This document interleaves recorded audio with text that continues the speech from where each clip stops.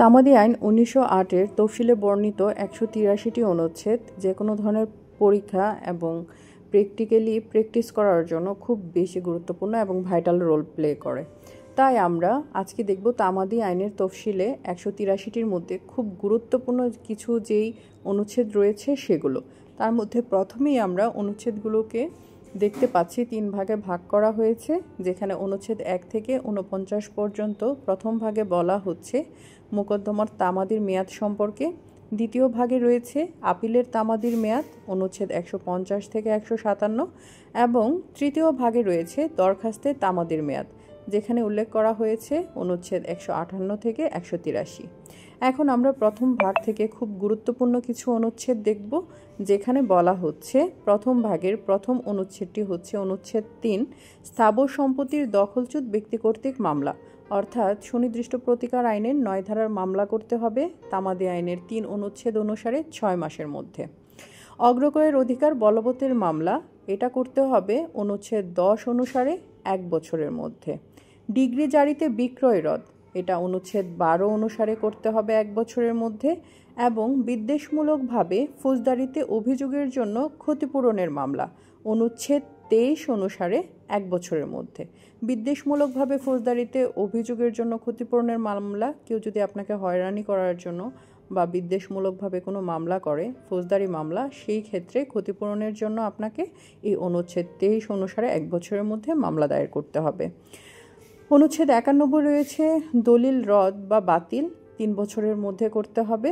এবং 92 রয়েছে ইস্যুকৃত বা রেজিস্ট্রিকৃত দলিল জাল বলে ঘোষণার জন্য মামলা, অর্থাৎ একটা দলিল রেজিস্ট্রি হয়ে গেছে কিন্তু দলিলটা জাল হিসাবে আপনি ঘোষণার মোকদ্দমা করতে চাচ্ছেন 42 ধারায়, সেই ক্ষেত্রে অনুচ্ছেদ 92 মেনশন করে 3 বছরের মধ্যে মামলা করতে হবে। 95 রয়েছে প্রতারণামূলকভাবে ডিগ্রি রদের মামলা, অর্থাৎ প্রতারণামূলকভাবে কেউ যদি ডিগ্রি অর্জন করে থাকে তবে সেই ডিগ্রি রদের জন্য মামলা করতে হবে অনুচ্ছেদ 95 অনুসারে 3 বছরের মধ্যে। 103 এবং 104 এগুলো খুব বেশি ইম্পর্ট্যান্ট। 103 আর 104-এর ক্ষেত্রে তামাদির মেয়াদ একই থাকছে 3 বছর 3 বছর, পার্থক্য শুধু দুটো কথাতে। 103-এ হচ্ছে অবিলম্বে পরিশোধযোগ্য দেনমোহরের মামলা, আর 104-এ হচ্ছে বিলম্ব দেনমোহরের মামলা। 103 আমি আবারও বলছি অবিলম্বে পরিশোধযোগ্য দেনমোহরের মামলা, 104 বিলম্ব দেনমোহরের মামলা। তামাদি একই থাকছে 3 বছর 3 বছর। 113 114 এগুলো খুব বেশি ইম্পর্ট্যান্ট। 113 বলছে চুক্তি প্রবলের মামলা 1 বছর। 114 বলছে চুক্তি প্রত্যাহার বা রদের মামলা, অর্থাৎ সুনির্দিষ্ট প্রতিকার আইনের 35 ধারার ক্ষেত্রে যা হয়ে থাকে সেই চুক্তি প্রত্যাহার বা রদের মামলাও করতে হবে আপনাকে 1 বছরের মধ্যে। 116-তে বলছে লিখিত ও নিবন্ধিত চুক্তি ভঙ্গের জন্য ক্ষতিপূরণের মোকদ্দমা, অর্থাৎ লিখিত এবং নিবন্ধিত একটা চুক্তি কেউ ভঙ্গ করলো, মানে চুক্তিটা আর কন্টিনিউ করলো না, সেই ক্ষেত্রে আপনার যে ক্ষতি হলো ক্ষতিপূরণের জন্য আপনি 6 বছরের মধ্যে মোকদ্দমা দায়ের করতে পারবেন অনুচ্ছেদ 116 অনুসারে, লিখিত ও নিবন্ধিত চুক্তি ভঙ্গের ক্ষতিপূরণের মোকদ্দমা। 120 142 এবং 144 আমরা পার্থক্যতেও অনেকবার পড়েছি, তারপরও আবার দেখছি, যেখানে 120-এ বলা হয়েছে যে ক্ষেত্রে মামলা দায়ের করার তামাদির মেয়াদ আইনে বা কোথাও উল্লেখ নেই সেই ক্ষেত্রে 6 বছর, যেমন আমরা ভরণ পোষণের ক্ষেত্রে তামাদির মেয়াদ উল্লেখ নেই, সেই মামলাগুলো উদাহরণ সহ দেখেছিলাম। 142-এ বলা হয়েছে সত্ত্ব দখল লাভের মামলা, অর্থাৎ এসআর অ্যাক্টের 8 ধারায় যে মামলাগুলো করা হয় কেবলমাত্র যেখানে সত্ত্বও প্রমাণ করতে হবে এবং দখলও পুনরুদ্ধারের জন্য দখলও চাইতে হবে, সেই মামলাগুলোর জন্য থাকছে 12 বছর নির্ধারিত তামাদির মেয়াদ।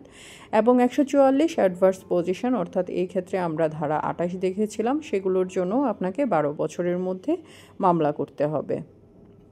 তো এই যে প্রথম ধাপে মোকদ্দমার তামাদির মেয়াদ আমরা দেখলাম, এখানে যে অনুচ্ছেদগুলো উল্লেখ করা হয়েছে এমসিকিউ, রিটেন প্লাস হচ্ছে প্র্যাকটিস, সব কিছুর জন্যই খুব বেশি গুরুত্বপূর্ণ।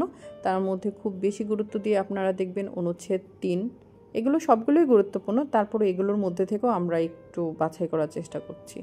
অনুচ্ছেদ 3 যেখানে বলা হয়েছে মানে সুনির্দিষ্ট প্রতিকার আইনের 9 ধারার মামলাগুলো করতে হবে 6 মাসের মধ্যে। তারপরে থাকছে 103 104 অবিলম্বে দেনমোহর এবং বিলম্ব দেনমোহর, এবং 113 114 যেখানে বলা হচ্ছে চুক্তি প্রবল এবং চুক্তি প্রত্যাহারের কথা। এগুলো একটু বেশি গুরুত্ব দিয়ে দেখবেন। 120ও গুরুত্ব দিবেন, অর্থাৎ যেগুলো আছে সবগুলোই দেখবেন, তার মধ্যে আমি যে কয়েকটা স্পেসিফিক করে বলেছি এগুলো আর একটু বেশি করে দেখবেন। যাই হোক, তারপরে চলে যাই আমরা দ্বিতীয় ভাগে। দ্বিতীয় ভাগে মূলত বলা হয়েছে আপিলের তামাদির মেয়াদ সম্পর্কে। সেখানে উল্লেখ রয়েছে অনুচ্ছেদ 150 থেকে 157 পর্যন্ত। অনুচ্ছেদ 150-এ বলা হচ্ছে ফৌজদারি কার্যবিধি অনুযায়ী দায়রা আদালত বা হাইকোর্ট বিভাগের প্রদত্ত মৃত্যুদণ্ডাদেশের বিরুদ্ধে আপিল। এক কথায় সহজ ভাষায় অনুচ্ছেদ 150 হচ্ছে মৃত্যুদণ্ডের বিরুদ্ধে আপিল করার তামাদি কত, সেটা হচ্ছে 7 দিন। সেই ক্ষেত্রে হাইকোর্ট বিভাগের প্রদত্ত মৃত্যুদণ্ডাদেশের বিরুদ্ধেও আপনাকে আপিল বিভাগে 7 দিনের মধ্যে আপিল দায়ের করতে হবে। 151-তে এসে বলছে হাইকোর্ট বিভাগের ডিগ্রি বা আদেশের বিরুদ্ধে আপিল, অর্থাৎ হাইকোর্ট বিভাগ আপনাকে কোনো ডিগ্রি বা আদেশ জারি করলো, সেই ক্ষেত্রে সেই ডিগ্রি বা আদেশের বিরুদ্ধে আপিল 20 দিনের মধ্যে করতে হবে 151 অনুচ্ছেদ অনুসারে। 152 অনুচ্ছেদে বলছে দেওয়ানি কার্যবিধি অনুসারে জেলা জজের আদালতের আপিল, অর্থাৎ জেলা জজ আদালতে আপনি কত দিনের মধ্যে আপিল করতে পারবেন, অর্থাৎ জেলা জজের কাছে আপনি কোন কোন আপিলগুলো করবেন। নিম্ন আদালতের যারা থাকবে, অর্থাৎ যুগ্ম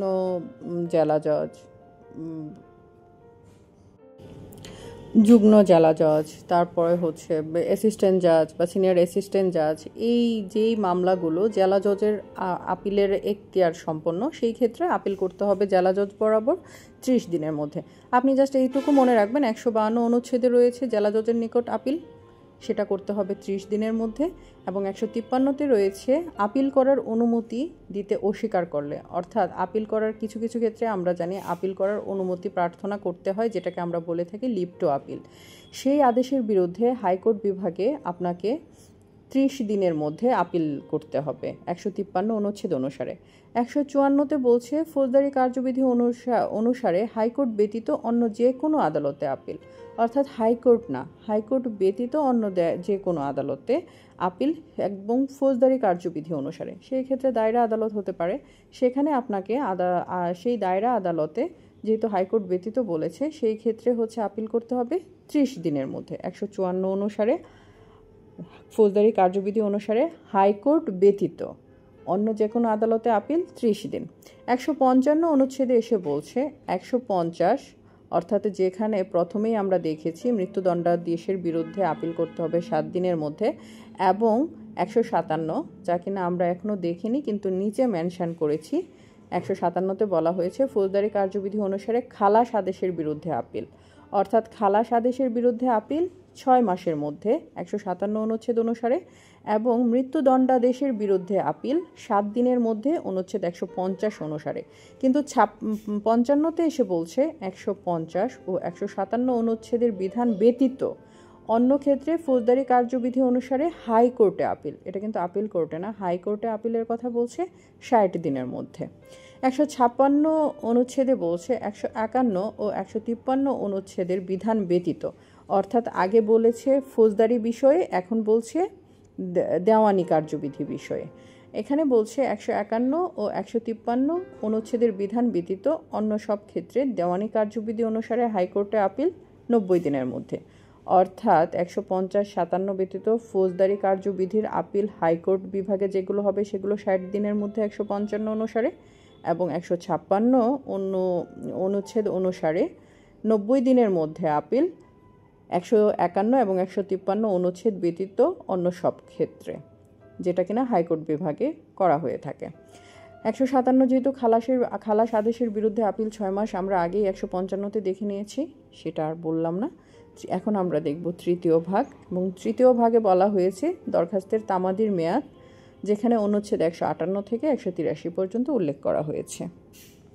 সেখান থেকে আমরা বেছে বেছে যেগুলো দেখব তা হচ্ছে, প্রথমেই আমরা দেখব অনুচ্ছেদ 161, যেখানে বলা হয়েছে স্বল্প এখতিয়ার সম্পন্ন আদালতের রায়ের রিভিউয়ের আবেদন, অর্থাৎ 161 অনুচ্ছেদ অনুসারে স্বল্প এখতিয়ার সম্পন্ন আদালতের রায় রিভিউয়ের আবেদন করা যাবে 15 দিনের মধ্যে, এবং 162 অনুসারে হাইকোর্ট বিভাগের রায় পুনরীক্ষণের জন্য দরখাস্ত, অর্থাৎ হাইকোর্ট বিভাগের রায় রিভিউয়ের জন্য দরখাস্ত করা যাবে 20 দিনের মধ্যে। তাহলে 161-তে আমরা দেখলাম স্বল্প এখতিয়ার আদালতের রায় রিভিউ করতে হবে 15 দিনের মধ্যে, এবং 162-তে বলছে হাইকোর্ট বিভাগের রায় রিভিউয়ের জন্য দরখাস্ত করতে হবে 20 দিনের মধ্যে। 163-তে এসে বলছে বাদীর অনুপস্থিতির জন্য অথবা সমন জারির খরচ জমা না দেওয়ার ফলে অথবা খরচের জামানত দাখিল না করার ফলে মোকদ্দমা খারিজ হলে খারিজের আদেশ বাতিল করার জন্য বাদীর দরখাস্ত 30 দিনের মধ্যে করতে হবে। অর্থাৎ বাদীর অনুপস্থিতির জন্য, বাদী অনুপস্থিত ছিল বা সমন জারির খরচ জমা দেয়নি বাদী, যেহেতু বাদীকেই সমনটা জারি করতে হয়, এই সমন জারির খরচও বাদীকেই দিতে হয়, অথবা খরচের জামানত দাখিল না করার ফলে মোকদ্দমা খারিজ। এই ক্ষেত্রে মোকদ্দমা খারিজ হয় আমরা সবাই জানি, এবং খারিজের আদেশ বাতিল করার জন্য কোনো কারণে অসুস্থতা বা কোনো কারণে বাদী উপস্থিত ছিল না, বা খুব একটা মেজর প্রবলেমের কারণে সে সমন জারির খরচ তখন জমা দিতে অক্ষম ছিল, এখন মোকদ্দমাটা খারিজ করে দেওয়া হলো। সেই খারিজের আদেশ বাতিলের জন্য 163 অনুচ্ছেদ অনুসারে 30 দিনের মধ্যে খারিজ আদেশ বাতিলের জন্য দরখাস্ত করতে হবে। 164-তে এসে বলছে, যেহেতু আমরা দরখাস্তের পার্ট পড়ছি, এখানে সবগুলি মনে রাখবেন দরখাস্ত আসবে। 164-তে বলছে এইটাও খুবই ইম্পর্ট্যান্ট, এটাও পরীক্ষার জন্য খুব বেশি গুরুত্বপূর্ণ, ভালো করে দেখবেন। 164 অনুচ্ছেদে বলছে একতরফা ডিগ্রি বাতিল আদেশের জন্য বিবাদী দরখাস্ত, অর্থাৎ একতরফা ডিগ্রি হয়ে গেছে, বিবাদী উপস্থিত হয়নি, শুধু বাদী উপস্থিত হয়েছে, যার জন্য একতরফা হয়েছে, এটা আমরা জানি। সেই ক্ষেত্রে একতরফা ডিগ্রি বাতিলের আদেশের জন্য বিবাদী দরখাস্ত করতে হবে 164 অনুসারে 30 দিনের মধ্যে। 166 অনুচ্ছেদে এসে বলছে দেওয়ানি কার্যবিধির অধীন ডিগ্রি জারিতে বা বিক্রয় রদের আবেদন, সেটাও করতে হবে 30 দিনের মধ্যে। অর্থাৎ দেওয়ানি কার্যবিধির অধীনে ডিগ্রি জারি করার জন্য বা বিক্রয় রদের আবেদনের জন্য সেটাও করতে হবে 30 দিনের মধ্যে। 168 অনুচ্ছেদে এসে বলছে না চালানোর ফলে খারিজ আপিল পুনরায় চালু করার দরখাস্ত, অর্থাৎ একটা আপিল আমি করলাম, না চালানোর ফলে সেই আপিলটা খারিজ হয়ে গেল, অর্থাৎ আমি সেটা চালাচ্ছি না, আমি কোর্টে যাচ্ছি না, কোনো ধরনের যোগাযোগ করছি না, সেই ক্ষেত্রে অনুচ্ছেদ 168-তে বলা হচ্ছে না চালানোর ফলে খারিজ আপিল পুনরায় চালু করার দরখাস্ত করতে হবে 30 দিনের মধ্যে। 159-এ এসে বলছে এই 30 দিন বলতে কিন্তু খারিজ আদেশ হয়ে যাওয়ার 30 দিনের মধ্যে দরখাস্ত করতে হবে, 168-র কথা বলছি। 169, এটাও খুব গুরুত্বপূর্ণ, এখানে এসে বলছে খুব বলতে খুবই গুরুত্বপূর্ণ, একতরফা শুনানি করা আপিল পুনঃ শুনানির দরখাস্ত, এটাও করতে হবে 30 দিনের মধ্যে। অর্থাৎ একতরফা শুনানি করা আপিল পুনঃ শুনানির জন্য দরখাস্ত করতে হবে, সেটাও পুনরায় আপনি দরখাস্ত করতে পারবেন, সেটাও করতে হবে 30 দিনের মধ্যে। 173-এ এসে বলছে অনুচ্ছেদ 161 এবং 162 অনুচ্ছেদ ব্যতীত অন্যান্য ক্ষেত্রে রিভিউ 90 দিন। 161-তে হচ্ছে স্বল্প এখতিয়ারের রিভিউ, যেটা 15 দিন, এবং 62-তে ছিল হাইকোর্ট বিভাগের রায় রিভিউয়ের দরখাস্ত, সেটা ছিল 20 দিন। সো এখানে এসে 173, এটাও খুব ইম্পর্ট্যান্ট, এসে বলছে 162 এবং 161 অনুচ্ছেদ ব্যতীত অন্য যে কোনো ধরনের রিভিউ সেই ক্ষেত্রে থাকছে 90 দিন। 176-এ এসে বলছে মৃত বাদীর বা আপিলকারীর আইনগত প্রতিনিধিকে পক্ষভুক্ত করার আবেদন, এটা 90 দিনের মধ্যে করতে হবে। স্থলাভিষিক্ত করতে হবে আপনাকে 176 অনুচ্ছেদ অনুসারে মৃত বাদীর বা আপিলকারীর আইনগত প্রতিনিধিকে 90 দিনের মধ্যে। 177-এ এসে বলছে মৃত বিবাদী বা রেসপন্ডেন্সের আইনগত প্রতিনিধিকে পক্ষভুক্ত করার আবেদন, অর্থাৎ ওই 76-এর মতোই 77-এ বলছে মৃত বিবাদীর কথা।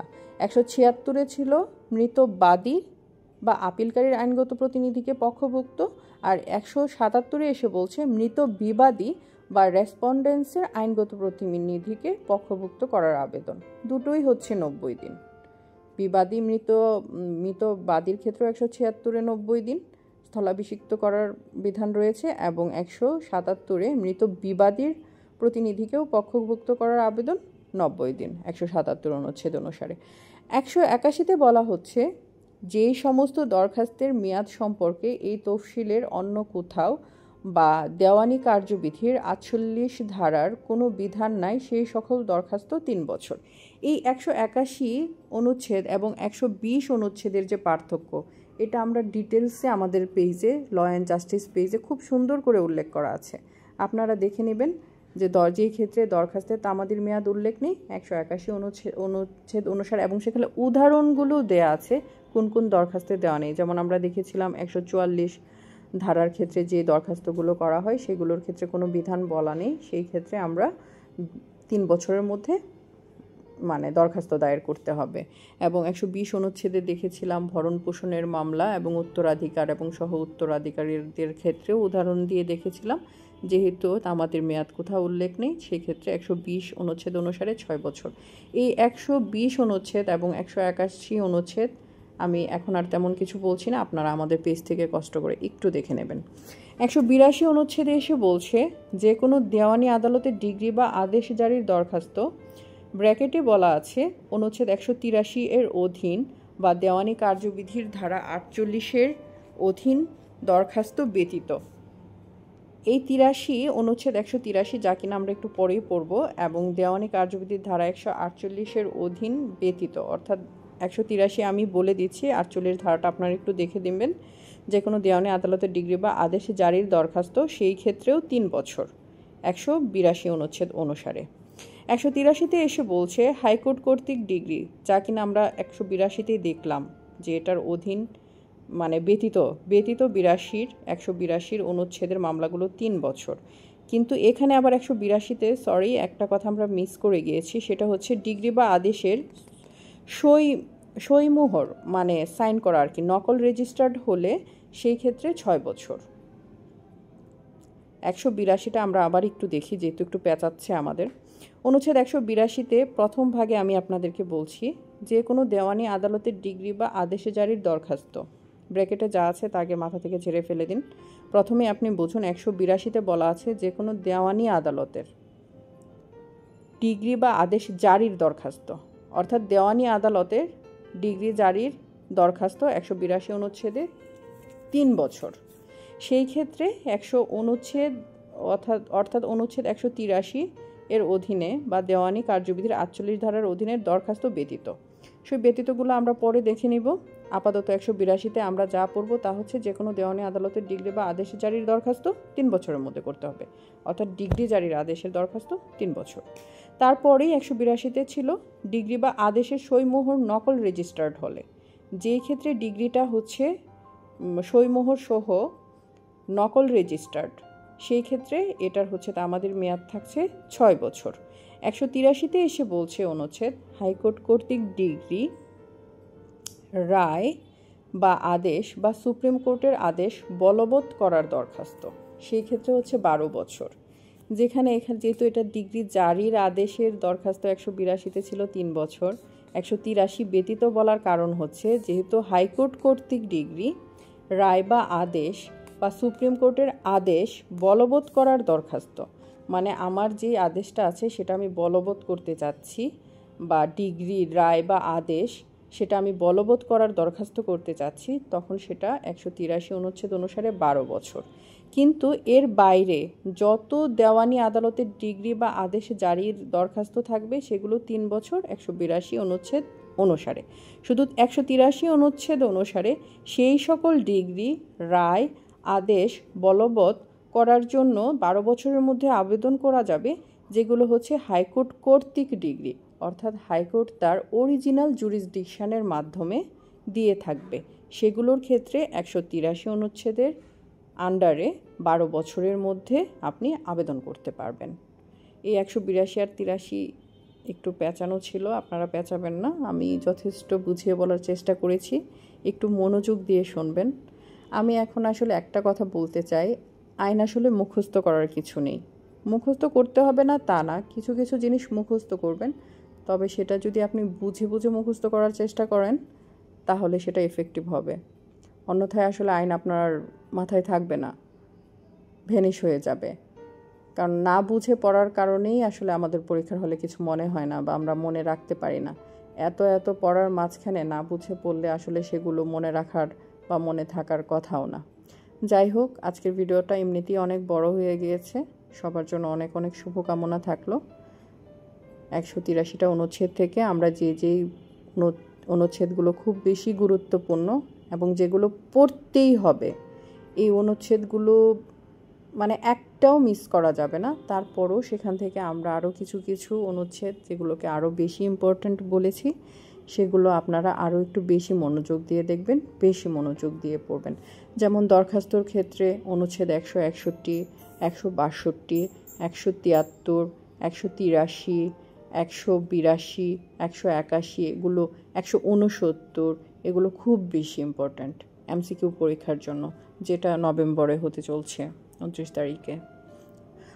তারপর হচ্ছে দ্বিতীয় ভাগে আমরা দেখেছিলাম আপিল, সেখানেও 150 অনুচ্ছেদ, 157 অনুচ্ছেদ খুব খুব ইম্পর্ট্যান্ট, 152 অনুচ্ছেদ, তারপরে হচ্ছে 151 অনুচ্ছেদ, এগুলো খুব খুব বেশি ইম্পর্ট্যান্ট। তারপর প্রথম ভাগে অনুচ্ছেদ 3, অনুচ্ছেদ 12, অনুচ্ছেদ 91, 103, 104, 113 এবং 114, 120, 142, 144ও, এগুলো খুব বেশি ইম্পর্ট্যান্ট। আশা করি আজকের ভিডিওটা আপনারা যদি বারবার শুনেন বা বারবার দেখেন, আইনকে বারবার চর্চা করার বাইরে আর কোনো কিছুই নেই যা আপনাকে আইন সহজ করে দিতে পারে। আইন হচ্ছে চর্চার জিনিস, আপনাকে বারবার শুনতে হবে, জানতে হবে, চর্চা করতে